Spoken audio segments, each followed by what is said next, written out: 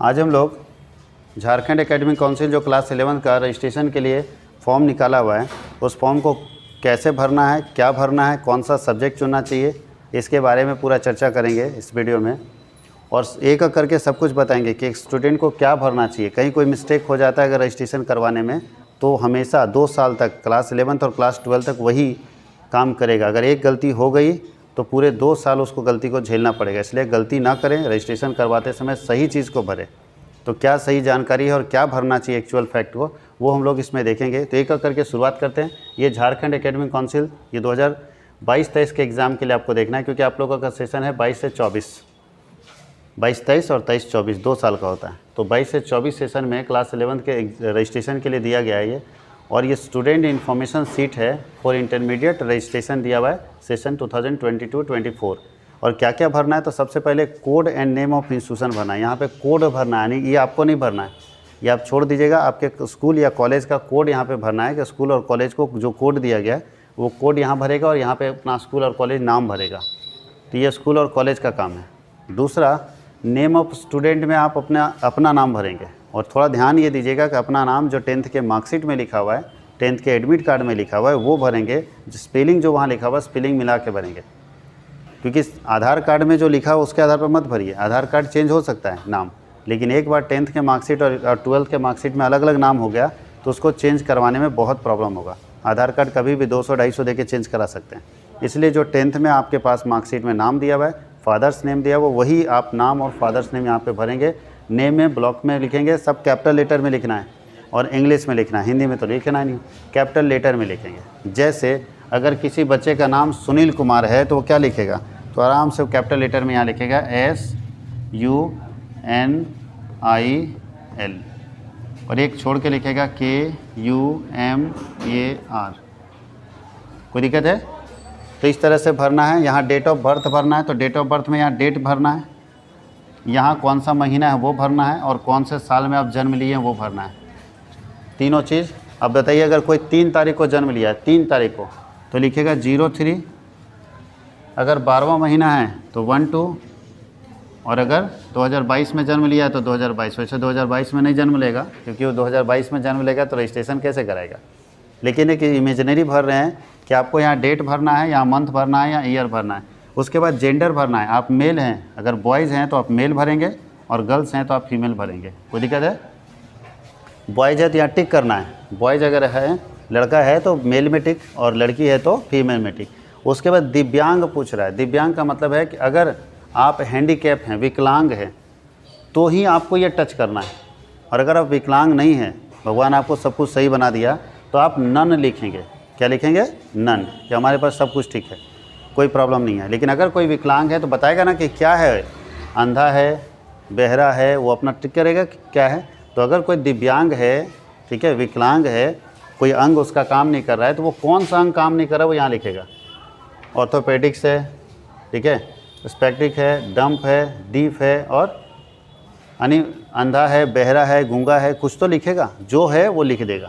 और अगर आपको कुछ नहीं है तो आप नन में भरेंगे, आप ठीक हैं, फिट हैं। उसके आगे है कास्ट। तो कास्ट में आप जानते हैं कि पहला कास्ट होता है जनरल। अब जनरल कास्ट आप समझते हैं, सब लोग अपने कास्ट के बारे में जानते हैं कि आप कौन से कास्ट में आते हैं। SC में आते हैं, ST में आते हैं, BC1 BC2। जो BC1 BC2 और ST में आते हैं उनका कास्ट सर्टिफिकेट भी बनता है, तो उनको समझ में आ जाता है कि वो BC1 में है या BC2 में है। अगर कन्फ्यूजन होगा तो गूगल में सर्च कर लीजिएगा। झारखंड सरकार अपना वेबसाइट बना के दी है कि BC1 में कौन कौन से कास्ट आते हैं, BC2 में कौन कौन से कास्ट आते हैं। ST SC तो क्लियर है, जनरल क्लियर है। उसके बाद भरना रिलीजन। तो पहला रिलीजन आपका है, आप हिंदू है तो हिंदू भरिएगा, मुस्लिम है तो इस्लाम भरिएगा, सिख हो गया, और क्रिश्चन हो गया, और अदर्स है। अगर इसके अलावा भी कोई रिलीजन में आप हैं तो अदर्स भर दीजिएगा। जैसे हमारे यहाँ पारसी भी हैं, हमारे यहाँ बौद्ध धर्म वाले भी लोग हैं, तो वो तो इसके अंदर आते नहीं हैं, तो वो अदर्स भर देंगे। तो हम लोगों को के पास ज़्यादातर जो बंदा है वो हिंदू है, मुस्लिम है, या क्रिश्चियन है। सिख भी कुछ अगर होंगे झारखंड में, तो ये 4 में से कोई भी आप जिसमें हैं वो भरेंगे, टिक करेंगे। भरना नहीं है, टिक करना है। नेशनलिटी पूछ रहा है कि आप इंडिया के हैं या दूसरे देश के हैं, तो वैसे हमारे देश लगभग झारखंड वाले तो सब इंडिया के ही हैं, तो इंडिया भरेंगे। अगर बाहर के होंगे तो अदर्स भरेंगे। स्टूडेंट आधार नंबर, जो आपका आधार नंबर जनरेट किया गया वो आधार नंबर आपको यहाँ पे मिलेगा। आप अपना आधार नंबर भरेंगे। आधार नंबर 12 अक्षर का होता है, 12 लेटर का होता है। 4 इसमें भरेंगे, 4 इसमें भरेंगे, 4 इसमें भरेंगे। आधार नंबर भरने के बाद नीचे भरना है एरिया, आप किस एरिया में रहते हैं। तो 2 ऑप्शन दिया, रूरल और अर्बन। रूरल का मतलब होता है ग्रामीण क्षेत्र, अर्बन का मतलब होता है शहरी क्षेत्र। अर्बन का मतलब क्या होता है, शहरी क्षेत्र, और रूरल का मतलब क्या होता है, ग्रामीण क्षेत्र। तो अगर आप गाँव में रहते हैं तो आप रूरल में टिक करेंगे, और अगर आप शहर में रहते हैं तो अर्बन में टिक करेंगे। अब ये देखना है कि आप किस एरिया में रहते हैं, वो आपको भरना है। उसके बाद मदर्स नेम, अपनी माता का नाम भरेंगे आप बॉक्स में, सब कैपिटल लेटर में भरना है, इंग्लिश में भरना है। फादर्स नेम, ध्यान देना मदर्स नेम में श्रीमती मत लगा दीजिएगा, डायरेक्ट माता का नाम लिखना है। फादर्स नेम में श्री नहीं लगाना है, डायरेक्ट पिता का नाम लिखना है। जो भी आपका नाम है वो पूरा नाम आप लिखेंगे ब्लॉक करके, ब्लॉक मतलब कैपिटल लेटर में लिखेंगे, और इसी ब्लॉक में लिखेंगे जो जगह यहाँ दिया हुआ है, और इंग्लिश में लिखना है, हिंदी में नहीं लिखना है।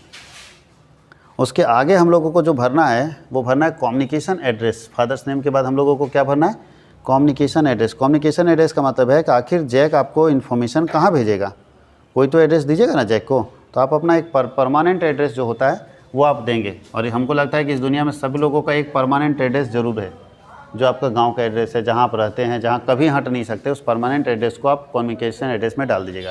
क्या क्या लिखना होगा कम्युनिकेशन एड्रेस में, आपको विलेज का नाम लिखना होगा अगर गाँव में रहते हैं तो, कोई दिक्कत है।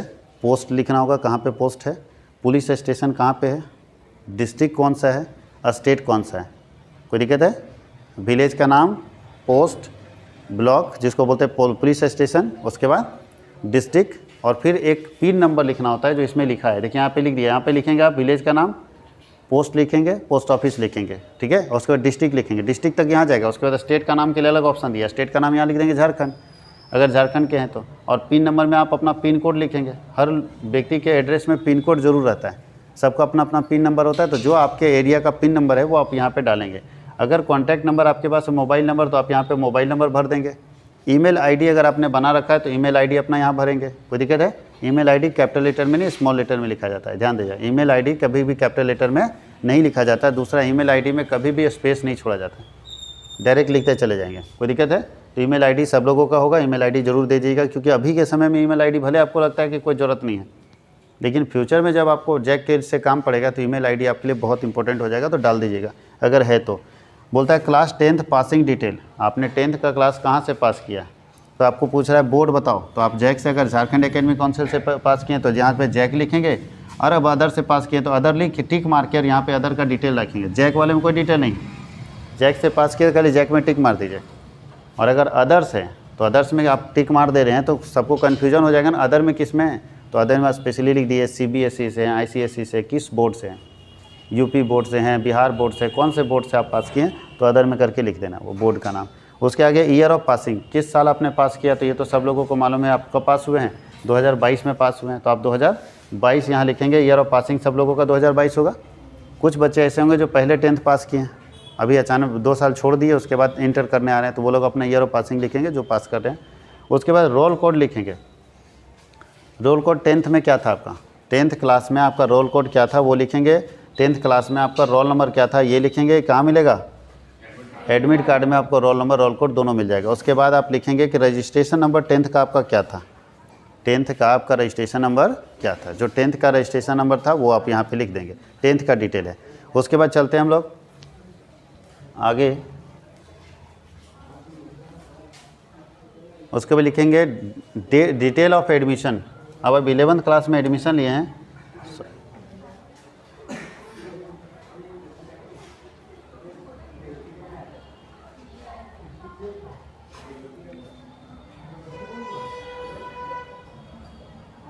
इलेवंथ क्लास में एडमिशन लिए, उसका डिटेल है। तो बोलता है कि class 11th date of admission, ये कहाँ मिलेगा, एडमिशन जब आपने किसी कॉलेज में स्कूल में कराया तो उसमें आपको एडमिशन के समय एक रसीद मिला था ना, एडमिशन रसीद। उस एडमिशन रसीद में एक डेट मेंशन होगा, वो डेट आपको यहाँ पे लिख देना है, डेट ऑफ एडमिशन, ठीक है। जो भी डेट मेंशन होगा, यहाँ डेट लिखना है, यहाँ मंथ लिखना है, यहाँ पे ईयर लिखना है, तीनों यहाँ पे आपको लिख देना है। सेक्शन आपको लिख देना है, अगर आपके कॉलेज में 3-4 सेक्शन चलता है तो सेक्शन आप कंफर्म करके लिख दीजिएगा कि आप कौन से सेक्शन में हैं। और अगर दिक्कत है तो ये सब स्कूल से पूछ के लिखिएगा, अपने स्कूल और कॉलेज से पूछ के इस डिटेल को भरिएगा। आप लोग इस डिटेल को अपने स्कूल और कॉलेज से पूछ के भरना है, क्योंकि आपको सब कुछ नहीं मालूम है, कॉलेज वाले को मालूम है, तो पूछ लीजिएगा कि हम कौन से। वैसे आपके आई कार्ड में भी सेक्शन लिखा रहता है, और क्लास रोल नंबर आपका क्या है ये यहाँ पे भरेंगे, यहाँ सेक्शन लिखेंगे, यहाँ एडमिशन का डिटेल लिखेंगे। ये आपको कॉलेज से पूछ के भरना है, क्योंकि कॉलेज आपको या स्कूल आपको सारी जानकारी इसके बारे में दे देगा। उसके आगे चलते हैं, मीडियम ऑफ एग्जामिनेशन, कैसे आप एग्जामिनेशन दोगे। तो ध्यान दीजिएगा, अगर आप सीबीएसई के स्टूडेंट हैं और आप अगर एग्ज़ाम इंग्लिश में देना चाहते हैं, अगर आप सीबीएसई के स्टूडेंट हैं और इंग्लिश में देना चाहते हैं, मीडियम आपका इंग्लिश है, इंग्लिश मतलब पूरा एग्ज़ाम आप इंग्लिश में लिखेंगे, तब आप यहाँ मीडियम ऑफ एग्जामिनेशन में इंग्लिश भरेंगे। अगर आपको हिंदी में लिखना है एग्ज़ाम, थ्योरी पेपर हिंदी में लिखना पसंद करते हैं तो आप हिंदी भरेंगे, बंगाली लिखना चाहते हैं बंगाली भरेंगे, उर्दू लिखना चाहते हैं उर्दू भरेंगे, ओरिया लिखना चाहते हैं ओरिया भरेंगे। यानी आपके ऊपर है कि आप किस लैंग्वेज में एग्ज़ाम लिखना चाहते हैं। तो अगर आपका बैकग्राउंड सीबीएसई का है, 10th आपने सीबीएसई से पास किया तो आप सीबीएसई इंग्लिश भरेंगे, और अगर जैक बोर्ड से पास किया तो आप क्या भरेंगे, हिंदी भरेंगे। कोई दिक्कत है, आप अपनी सुविधा के अनुसार इसको चुन सकते हैं। कैटेगरी आपका रेगुलर ही रहेगा क्योंकि आप रेगुलर कैंडिडेट हैं, ठीक है, आप रेगुलर कैंडिडेट रेगुलर कोर्स में एडमिशन लिए। फैकल्टी में आपको भरना है कि आप कौन से फैकल्टी के स्टूडेंट हैं, आर्ट्स के स्टूडेंट हैं, साइंस के स्टूडेंट हैं या कॉमर्स के स्टूडेंट हैं। तो जो आर्ट्स लिया वो आर्ट्स में टिक करेगा, जो कॉमर्स लिया कॉमर्स में टिक करेगा, जो साइंस लिया साइंस में टिक करेगा। अब बोलता है सब्जेक्ट ऑफर्ड, क्या क्या सब्जेक्ट आपको लेना चाहिए। तो ध्यान दीजिएगा, सबसे पहले कोर में अगर आप इंग्लिश पढ़ने में इंटरेस्टेड हैं तो इंग्लिश रखिए, और अगर आप हिंदी पढ़ने में इंटरेस्टेड हैं मातृभाषा में तो आप हिंदी रखेंगे। कोई दिक्कत है, मातृभाषा आपको भरने की ज़रूरत नहीं क्योंकि यहाँ साफ लिखता है कि will be applicable is if opted course subject is Hindi भी, यानी ये तभी लागू होगा मातृभाषा जब कोई व्यक्ति अपना कोर पेपर हिंदी भी रखेगा। तो हिंदी भी आप रखे नहीं हैं इसलिए इसको भरने की ज़रूरत नहीं। इलेक्टिव भी आपको रखने की ज़रूरत नहीं है, अगर आप लेना नहीं चाहते तो एक इंग्लिश रखिए। अब ये आर्ट्स के लिए आर्ट्स के लिए अगर आप चाहेंगे तो इलेक्टिव पेपर रख सकते हैं, वैसे नहीं भी रखते हैं तो कोई दिक्कत नहीं। और 3 ऑप्शनल पेपर है, एक एडिशनल पेपर है, तो आप इलेक्टिव पेपर यहाँ रखेंगे, एक पेपर इलेक्टिव आप रखेंगे। मातृभाषा अगर आप नहीं रखना चाहते हैं तो बहुत लोग मातृभाषा इलेक्टिव पेपर एक यहाँ पे इलेक्टिव पेपर चुनेंगे। अगर मातृभाषा चुनना चाहते हैं हिंदी भी तो चुनिए, नहीं तो इलेक्टिव पेपर एक ऑप्शनल, दूसरा ऑप्शनल, तीसरा ऑप्शनल पेपर। अगर एडिशनल रखना चाहते हैं तो एडिशनल पेपर रखिए, वैसे एडिशनल का कोई अब ज़रूरत नहीं पड़ता है। तो ये 5 पेपर आप रखेंगे इंग्लिश, या आप हिंदी अगर रखना चाहते हैं तो हिंदी कोर कीजिए। कोर हिंदी है, ध्यान दीजिएगा, और गलती से हिंदी बी कोर कर दिया है ना तो फिर यहाँ पे भरना पड़ जाएगा। तो या तो इंग्लिश कोर है या तो हिंदी कोर, आपका जो सब्जेक्ट अच्छा है, आप जिसमें तेज़ हैं, पढ़ सकते हैं, एग्ज़ाम लिख सकते हैं, वो आप भर लीजिए यहाँ पे। आर्ट्स के लिए, कॉमर्स के लिए भी कोर है, इस 2 ऑप्शन है, या तो इंग्लिश कोर या तो हिंदी कोर। जो आपको भरना है आप भर दीजिए आपके अपने सुविधा के हिसाब से जिसमें आप तेज़ हैं। उसके बाद अकाउंटेंसी और बिजनेस स्टडी कंपलसरी पेपर है जो रखा हुआ है। ऑप्शनल पेपर में बहुत सारे ऑप्शनल होते हैं जहाँ से आपको 2 ऑप्शनल भरना है। बहुत सारे ऑप्शनल पेपर आपके पास आते हैं कॉमर्स वाले के पास, वहाँ 2 पेपर भरना है। यहाँ ध्यान दीजिएगा, इकोनॉमिक्स भी ऑप्शनल पेपर है, CAE जिसको BMT बोलते हैं, BMT भी ऑप्शनल पेपर है, ETP भी ऑप्शनल पेपर है। तो कॉमर्स के स्टूडेंट को ये तीनों सब्जेक्ट में से कोई 2 सब्जेक्ट भरना चाहिए, तीनों सब्जेक्ट में से कोई 2 सब्जेक्ट भरना चाहिए। तो मेरे हिसाब से अगर देखा जाए तो उसके लिए इकोनॉमिक्स एक अच्छा पेपर है, भरना ही चाहिए उसको। और ये अगर मैथ पढ़ने में अच्छा है, मैथ उसको अच्छा लगता है तो BMT भरे, मैथ नहीं लगता है तो ETP भरे। ये दोनों में से कोई एक इसमें से चुन के भर देगा, एडिशनल का कोई ज़रूरत नहीं है। तो इसमें चुन के एक सब्जेक्ट भर देगा। अगर उसको मैथ पढ़ने में अच्छा लगता है तो मैथ BMT भरेगा, और मैथ पढ़ने में अच्छा नहीं लगता है तो ETP यहाँ पे भरेगा। यही सब्जेक्ट उसका होना चाहिए जो बेस्ट सब्जेक्ट कहा जाता है कॉमर्स के लिए। अब चलते हैं साइंस वाले के लिए क्या होगा।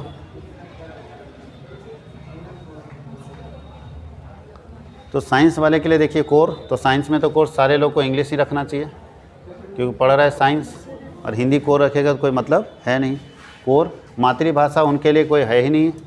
अब उनके लिए फिजिक्स और केमिस्ट्री कंपलसरी पेपर है, ऑप्शनल में वो चाहें तो देखिए, अब यहाँ 2 जो है ना, इस दोनों की जगह वो बायो रख सकते हैं, मैथ्स पढ़ सकते हैं, आप CMS पढ़ सकते हैं, कंप्यूटर साइंस, ठीक है। वो चाहेंगे तो ऑप्शनल पेपर में इकोनॉमिक्स रख सकते हैं। ये सब्जेक्ट उनके पास हैं। अब वो जो सब्जेक्ट चारों में से जो चुनना चाहेगा, एनी 2, और भी बहुत सारे हैं लेकिन ये 4 ही जनरली अच्छे सब्जेक्ट होते हैं साइंस वाले बच्चों के लिए। तो चारों में से कोई 2 सब्जेक्ट उनको चुनना होगा। 2 सब्जेक्ट जो भी चुनना चाहते हैं चुन सकते हैं, और एडिशनल कुछ भी नहीं भरेंगे। यहाँ पे 2 में से चारों में से कोई भी 2 सब्जेक्ट चुन के पुट कर देंगे। तो बहुत सारे लोग रखता है PCB, बायोलॉजी रख लेता है, PCM मैथ्स रख लेता है, और एक कंप्यूटर साइंस रख लेता है, या तो इकोनॉमिक्स रख लेता है। यहाँ पे स्टूडेंट का फोटोग्राफ्स लगेगा, यहाँ पे स्टूडेंट का सिग्नेचर होगा, यहाँ स्टूडेंट के फादर मदर यानी पेरेंट्स का सिग्नेचर होगा, और नीचे का जो काम है वो कॉलेज का काम है या स्कूल का काम है। इस काम के लिए स्टूडेंट को कोई टेंशन लेने का ज़रूरत नहीं है और ये पूरा इंस्ट्रक्शन दिया हुआ है। यहाँ कैंडिडेट को कुछ नहीं करना, लेकिन इसको पढ़ जरूर लेना इंस्ट्रक्शन को। ये इंस्ट्रक्शन दिया हुआ है क्योंकि ये इंस्टीट्यूशन कॉपी है, इंस्टीट्यूशन इसको जनरेट करेगा अपना। यूआईडी नंबर आता है, सिस्टम जनरेटेड यूआईडी नंबर, वो भरेगा इंस्टीट्यूशन, वो आपको नहीं भरना है। वो यूआईडी नंबर इंस्टीट्यूशन भरेगा, कौन इंटर किया उसका साइन रहेगा, और ये सारा डिटेल दिया हुआ है। क्या लिखा है? 4 column number 3, 4, 5, 6, 7, 9, 17A, 17, 18A, 19, 20 and 21 you are required to tick the applicable one. मतलब ये सब ऑप्शन में आपको टिक करना था, जो हम लोग अभी किए। जब हम लोग ये सब ऑप्शन देख रहे थे तो ये सब ऑप्शन में हम लोग को टिक करने का ऑप्शन दिया था। देख लीजिएगा ऊपर फॉर्म में, ये सारे ऑप्शन में क्या करना था? टिक करना था, भरना नहीं था। आगे बोलता है कि mention board council name if option other. अगर आप ऑप्शन अदर चुनते हैं तो आप अपना काउंसिल और बोर्ड का नाम भरिए, जो भी हम समझा रहे थे कि CBSE ICSE भरिएगा। कोई दिक्कत है? किस में? ये 17A कॉलन में ऐसा लिखा हुआ है, आपको भरना पड़ेगा। उसके बाद बोलता है for faculties wise applicable subject combination kindly contact your institution. आप अपने इंस्टीट्यूशन को कॉन्टैक्ट कीजिए और बताइए फैकल्टी वाइज कि कौन कौन सब्जेक्ट चुनेंगे, जो भी हम लोग भरे थे आर्ट साइंस कॉमर्स का। Photograph to be pasted should not be more than 3 months old. 3 महीने से ज़्यादा पुराना फोटोग्राफ चिपकाने का जरूरत नहीं है। यहाँ जो फ़ोटो चिपकाना है वो ऐसा नहीं करो कि पता चला कि तीसरा क्लास में थे वो वाला फ़ोटो चिपका दिए। तो 3 महीने से ज़्यादा पुराना फ़ोटो नहीं होना चाहिए, वो पेस्ट करना। आगे क्या बोलता है? And signature should not exceed the box area. ये जो सिग्नेचर है इसके बाहर मत कर देना, पता चला इधर तक पहुँच गए। तो ऐसा सिग्नेचर करेंगे, बॉक्स के अंदर ही आपको सिग्नेचर करना होगा। Submission of documents is mandatory in case of following. कौन कौन सा आपको डॉक्यूमेंट सबमिट करना पड़ेगा? तो पहला, इफ़ यू आर दिव्यांग स्टूडेंट, अगर आप दिव्यांग हैं तो आपको सर्टिफिकेट देना होगा। भैया आप बोलेंगे कि हम बहरे हैं भाई, तो बहरा का सर्टिफिकेट दीजिए, गूंगे हैं तो गूंगा का सर्टिफिकेट दीजिए, वो आपको देना पड़ेगा लोकल अथॉरिटी से। If you belong to caste other than general, मतलब जनरल के अलावा दूसरे कास्ट से अगर संबंधित है तो आपको कास्ट सर्टिफिकेट लगाना बहुत ज़रूरी होगा, जो गवर्नमेंट ऑफ झारखंड या लोकल अथॉरिटी आपको जारी करेगा वो caste certificate. If you have passed class 10th from board council other than JAC, अगर जैक के अलावा बाकी काउंसिल से आप पास किए हैं, बाकी बोर्ड से पास किए हैं, तो आपको सबमिट करना होगा अपना माइग्रेशन, वो भी ओरिजिनल माइग्रेशन आपको ओरिजिनल सबमिट करना पड़ेगा। अगर आप जैक से के अलावा किसी दूसरे से पास आउट किए हुए तो माइग्रेशन आपको ओरिजिनल सबमिट करना पड़ेगा। और बोलता है get printed copy of your checklist from schools. ये ध्यान दीजिएगा, जब आप रजिस्ट्रेशन करवा लीजिएगा तो आपको एक चेकलिस्ट मिलेगा। रजिस्ट्रेशन करवाने के बाद चेकलिस्ट कॉपी मिलेगा, वो अपने स्कूल या कॉलेज से ज़रूर ले लीजिएगा और चेक कर लीजिएगा फिर से कि आपने कहीं कोई मिस्टेक तो नहीं किया है। अगर दोबारा चेकलिस्ट सबमिट हो गया तब कोई ऑप्शन नहीं, अभी आप डाल रहे हैं गलती हुआ तो चेकलिस्ट मिलता है।